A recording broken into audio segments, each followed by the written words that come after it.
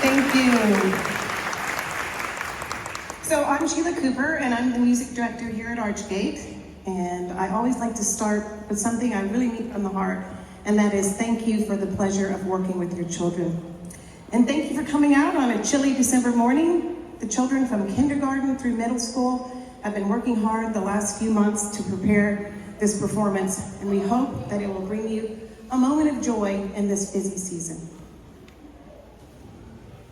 So first up, a very inspiring skit by our middle schoolers. They will take you back to a freezing Christmas decades ago, 1914, in the midst of World War I, when British and German soldiers were engaged in fierce combat. But what happens between the soldiers is still talked about over 100 years later.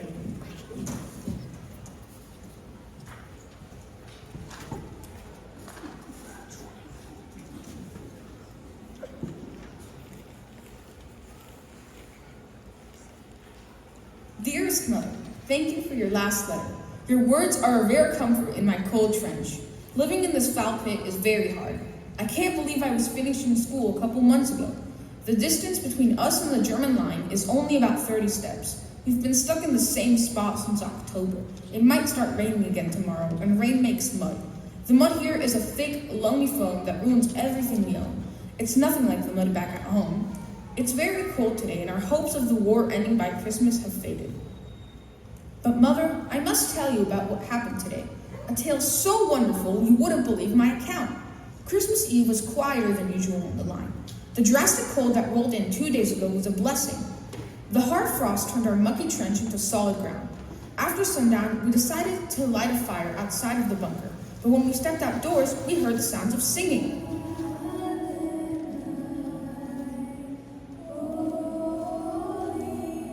I looked around to see who was foolish enough to give away our location, but it wasn't coming from our trench at all. The Germans, our enemies, were singing. And all along their line were tiny little Christmas trees. Some of our boys suggested shooting at the trees, but most of us were glad the Germans weren't trying to shoot at us. We went to sleep, astonished, and the Germans sang all night.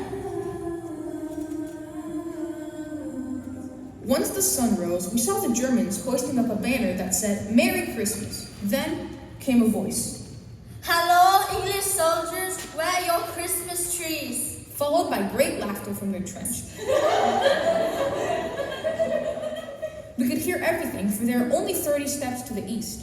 Rifleman Tapp, who has a great arm, took several cans of jam and threw them into no man's land, the open ground between the trenches. One of the German officers saw the jam and stood right up, and then waving at us. He wanted us to come up as well. We all thought it was surely a trap, but before we could do anything, our Lieutenant Lovell made his way through the barbed wire and was walking right up to meet the German officer. They met and shook hands. The lieutenant signaled us to come out. I didn't know what was happening, but it wasn't war. For one glorious Christmas morning, war had taken a holiday. We all met in no man's land, and the first thing we did was bury our fellow soldiers who had been killed. It took some time to finish the grim task. I helped a German officer bury a young soldier. He was about my age. We lashed together a couple of crosses, and Rifleman Tapp said a short prayer. Then we all shook hands and wished each other a Merry Christmas. I can hardly describe to you what it was like here. We were talking with men we were trying to kill from just the day before. A few lads brought pocket cameras from home, so they took pictures together. I traded buttons for my coat for a belt buckle with a German officer named Carl. There was so much trading of biscuits and puddings. There were two soldiers in such a good mood, they started kicking around an old biscuit tin like a soccer ball, using 2 tree stumps as a goal. Carl said to me, "I can't we just go home and have peace?" We spent most of the afternoon out there. Mother, it was such a beautiful day. As the evening came, we all made our way back to the trenches. Manny returned with souvenirs like I did. We were all jealous of Bruce Coy, who traded his hat for a German helmet with a pointy top. They called it pickelhaubes.